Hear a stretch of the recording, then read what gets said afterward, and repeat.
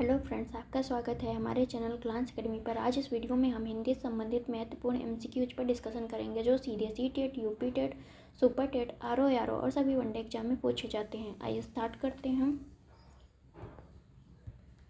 जब दो या दो से अधिक शब्द मिलकर एक नवीन शब्द की रचना करते हैं तो उसे क्या कहते हैं? संधि, समास, अव्यय, छंद। इसका आंसर है ख, समास कहते हैं। समास को हम शब्द निर्माण की विधि भी कहते हैं और ये दो या दो शब्दों से मिलकर एक नवीन शब्द की रचना करता है तो उसे समास कहते हैं। क्वेश्चन नंबर 2 पे चलते हैं। वशीकरण में कौन सा समास है? तत्पुरुष, द्विगु, कर्मधारय, बहुव्रीहि।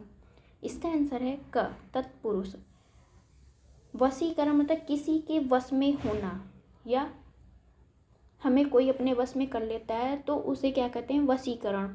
तत्पुरुष समास में कर्ता ने कर्म को करण से द्वारा संप्रदान के लिए अगर ये चीज़ें यूज होती हैं तो उसे हम कहते हैं तत्पुरुष समास। तत्पुरुष समास में क्या होता है कि उत्तर पद जो होता है वो प्रधान होता है।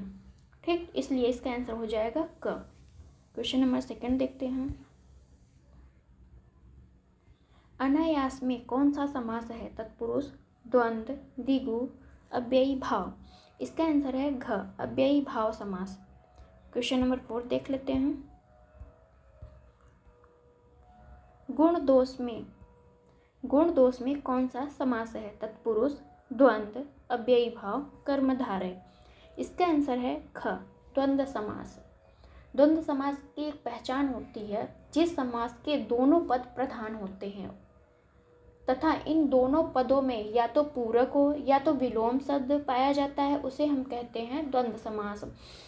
जैसे गुण क्या है? विलोम शब्द है। गुण और दोष, इसमें क्या होता है? दोनों पद प्रधान होते हैं, गुण भी प्रधान है, दोष भी प्रधान है, इसलिए इसका आंसर हो गया द्वंद्व समास।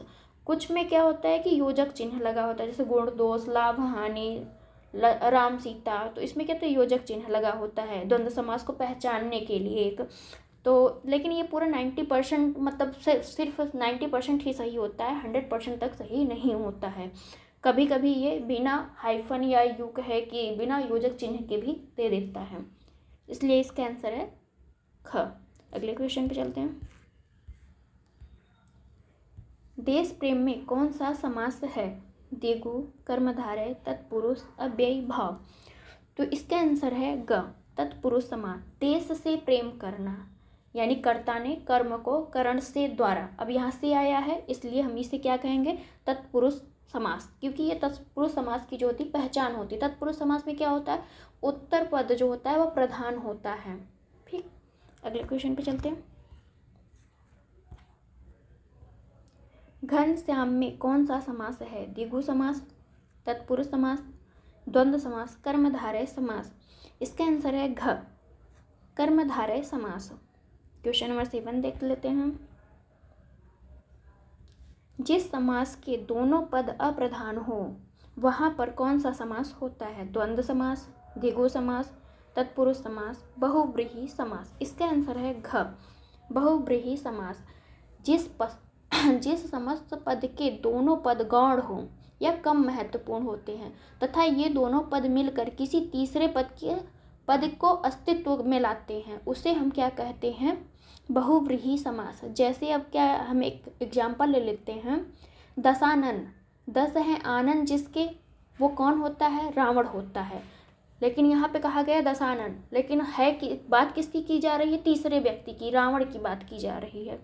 ठीक, इसलिए हम इसे बहुव्रीहि समास कहते हैं। क्वेश्चन नंबर 8 देखते हैं। प्रतिदिन में कौन सा समास है? तत्पुरुष, कर्मधारय, अव्ययी भाव, द्विगु। इसका आंसर है ग, अव्ययी भाव समास। अव्ययी भाव समास में क्या होता है? जिस समास में पूर्व पद प्रधान होता हो तथा वह पूर्व पद ही कोई अविकारी या अव्यय शब्द अथवा कोई उपसर्ग हो तो वहां पे क्या होता है? अव्ययी भाव समास होता है। क्वेश्चन नंबर 9 देख लेते हैं। पथभ्रष्ट में कौन सा समास है? अव्ययी, तत्पुरुष, कर्मधारय, द्वंद्व समास। तो इसका आंसर है ख, तत्पुरुष समास। पथ भ्रष्ट मतलब पथ से भ्रष्ट हो जाना, या यूँ कहे अपने पथ से विचलित हो जाना। अब जैसे हम आए थे यहाँ पे यूपीएससी की तैयारी करने, लेकिन हम तैयारी करने लगे एसएससी सीजीएल की, तो क्या हुए, हम अपने पथ से भ्रष्ट हो गए, इसलिए यहाँ पे आएगा तत्पुरुष समास। क्वेश्चन नंबर 10 देख लेते हैं। राजमहल में कौन सा समास है? तत्पुरुष समास, बहुव्रीहि समास, कर्मधारय समास, द्वंद्व समास। इसका आंसर है क, तत्पुरुष समास। क्वेश्चन नंबर 11 देखते हैं। पॉकेट मार में कौन सा समास है? कर्मधारय, द्वंद्व, बहुव्रीहि, तत्पुरुष। इसका आंसर है घ, तत्पुरुष। पॉकेट मार 2-3 बार एग्जाम में पूछा जा चुका है, तो आप इसको जरूर याद कर लें कि पॉकेट मार में कौन सा समास आता है, तत्पुरुष समास आता है। ठीक, क्वेश्चन नंबर 12 देख लेते हैं। इंद्रजीत में कौन सा समास है? द्वंद्व, बहुव्रीहि, तत्पुरुष, कर्मधारय। इसका आंसर है ख, बहुव्रीहि समास। ठीक, अगले क्वेश्चन पे चलते हैं।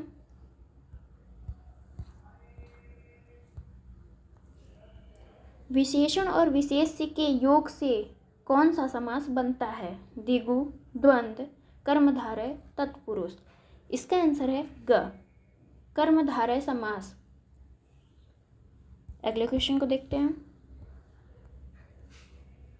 मुख के मतलब मुख दर्शन में कौन सा समास है? द्विगु, तत्पुरुष, द्वंद्व, बहुव्रीहि। इसका आंसर है ख, तत्पुरुष समास। मुख के दर्शन, यहाँ पे मुख ऐसे करके और योजक चिन्ह लगा के यहाँ द्वंद्व समास मत बताइएगा। यहाँ पे होता है मुख के दर्शन करना, मीन्स यहाँ तत्पुरुष समास की बात की जा रही है, इसलिए इसका आंसर हो जाएगा ख, तत्पुरुष समास। क्वेश्चन नंबर 15 देख लेते हैं। चतुरानन में कौन सा समास है? तत्पुरुष, कर्मधारय, द्विगु, बहुव्रीहि। इसका आंसर है घ, बहुव्रीहि समास। चतुरानन में किसकी बात की जा रही? 4 है आनंद जिसके, यानी जिसके 4 मुख है उसकी बात की जा रही है। वो कौन होते हैं? ब्रह्मा। ब्रह्मा जी के 4 मुख है, इसलिए ब्रह्मा जी की बात की जा रही है। यानी चतुरानन तो कह दिया गया, लेकिन किसी तीसरे व्यक्ति की बात की जा रही है, इसलिए यहाँ पे बहुव्रीहि समास हो गया।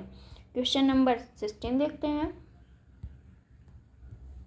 आप बीती में कौन सा समास है? तत्पुरुष, द्वंद्व, कर्मधारय, अव्ययी भाव।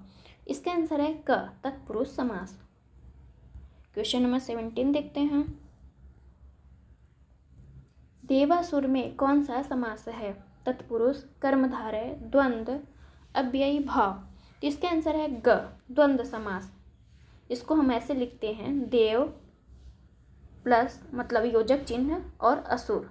तो यहाँ पे देव भी महत्वपूर्ण पद है और असुर भी, यानी दोनों पद प्रधान होते हैं जहाँ वहाँ द्वंद्व समास की बात की जाती है और बीच में इनके योजक चिन्ह लगा होता है। ठीक, इसलिए इसका आंसर ग हो जाएगा। क्वेश्चन नंबर 18 देखते हैं। बैलगाड़ी में कौन सा समास है? अव्ययी भाव, कर्मधारय, तत्पुरुष, द्विगु समास। इसका आंसर है ग, तत्पुरुष। क्वेश्चन नंबर 19 देखते हैं।